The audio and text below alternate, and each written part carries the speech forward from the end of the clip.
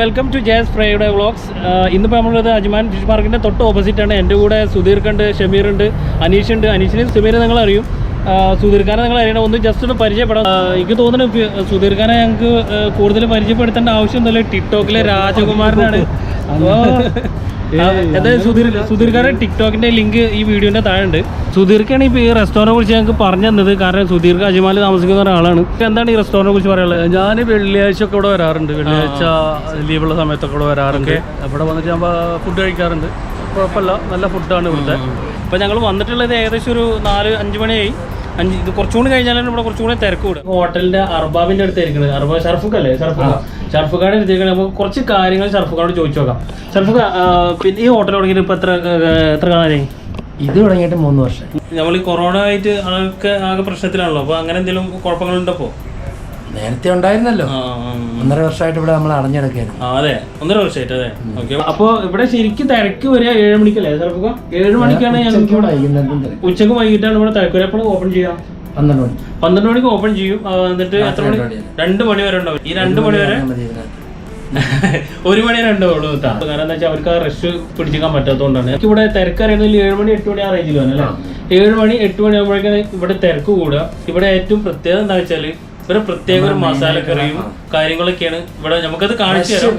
Fresh മീൻ നമ്മൾ ആ ഒരു ഫ്രഷ് ആയിട്ട് നമ്മൾ കണ്ണിന് മുന്നിൽ കുറഞ്ഞ വിലയിൽ ഫ്രഷ് മീൻ എടുത്തിട്ട് ഞങ്ങൾ കണ്ണിന് മുന്നിൽ നിന്ന് എടുത്തിട്ട് പൊരിച്ചു തരും. പൊരിച്ചും മഷുവാക്കിയും ചുട്ടും എല്ലാം കൊടുക്കും.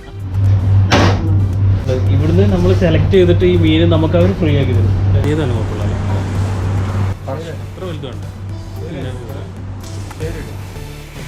എന്താ മീൻ! അടിപൊളി. നമ്മളെ മുന്നിൽ തന്നെ അത് അടിപൊളിയായിട്ട് കഴുകി വൃത്തിയാക്കി മസാല പുരട്ടാൻ പാകത്തിൻ്റെ 4 വരക്കിട്ട് ആ മേശപ്പുറത്തേക്ക് ഒരൊറ്റ ഇറണ്ടറി. മേശപ്പുറത്ത് എത്തിക്കഴിഞ്ഞാൽ പിന്നെ മുകളിൽ കുറച്ച് കുരുമുളക്, കുറച്ച് ഉപ്പ്, പിന്നെ അവരുടേതായിട്ടുള്ള കുറച്ച് മസാല, അതൊന്നും മറിച്ചിട്ട് അതിൻ്റെ മുകളിൽ കുറച്ചും കൂടി ഉപ്പും കുരുമുളകും കുറച്ച് മസാലയും കൂടി പരച്ചിട്ട് ഓവനിലേക്ക് കയറ്റി വെക്കും.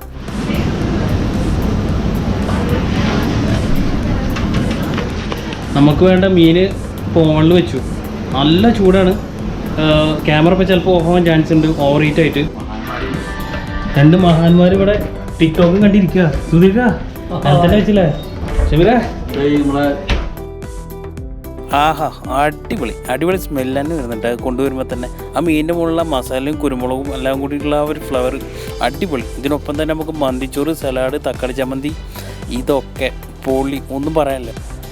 നമ്മൾ വരിക, കഴിക്കുക, ആസ്വദിക്കുക. പക്ഷേ ഇതൊന്നല്ല ഇവിടുത്തെ ഹൈലൈറ്റ്. ഒരു 20-25 ആൾക്കാർ ഒന്നിച്ചിരുന്ന് വട്ടത്തിലിരുന്ന് ഒരു പ്ലേറ്റിൽ നിന്ന് ഭക്ഷണം കഴിക്കുന്നത് കണ്ടിട്ടുണ്ടോ? അതിൻ്റെ പേര് സീനാ സെറ്റ്. നമ്മുടെ ചങ്കുപ്രോ അതിനുള്ള തയ്യാറെടുപ്പിലാണ്. അമ്മൂർ ഫില്ലറ്റ്, ചിക്കൻ നഗറ്റ്സ്, കൊഞ്ച്, ഞണ്ട്, ഏറ്റവും കൂടുതൽ ബിരിയാണി റൈസ്, മന്തിച്ചോറ്, മജ്ബൂസ്. ഇതിനെല്ലാം പുറമെ ആ ചോറിൻ്റെ മുകളിൽ ഒരു 15 കിലോ ഫിഷ് പൊള്ളിച്ചതും ഒരു അടിപൊളി വെജിറ്റബിൾ സലാഡും. ഷോ പറയണ്ട.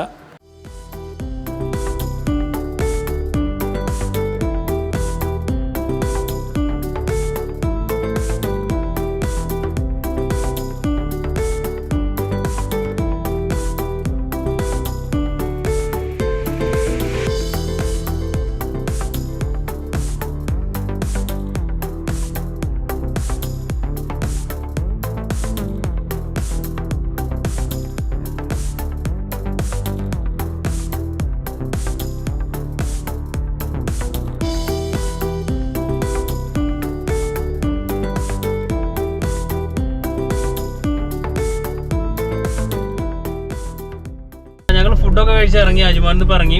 എല്ലാവർക്കും ഫുഡൊക്കെ നന്നായിട്ട് ഇഷ്ടപ്പെട്ടു. അതുപോലെ തന്നെ ആ ഒരു മസാല കൂട്ടൊക്കെ അവർ പറഞ്ഞ പോലെ തന്നെ അടിപൊളിയായിരുന്നു. അപ്പോൾ തൽക്കാലം ഞങ്ങൾ ഈ വീഡിയോ ഒന്ന് വിട പറയാണ്.